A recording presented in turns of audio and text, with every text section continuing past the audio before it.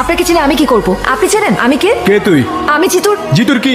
বল জিতুর কি? আমি জিতুর কি সেটা আপনার জানতে হবে না। আপনি এই মুহূর্তে শিউলির কাছে মাফ চাইবেন। আমার পেছনে কিন্তু জিতু আছে। কই পিছনে তো কোনো কাওয়া দেখি না। ওই তোরা গাছে কাওয়া দেখ নাকি? দেখ তো। নিস না কেন? নে।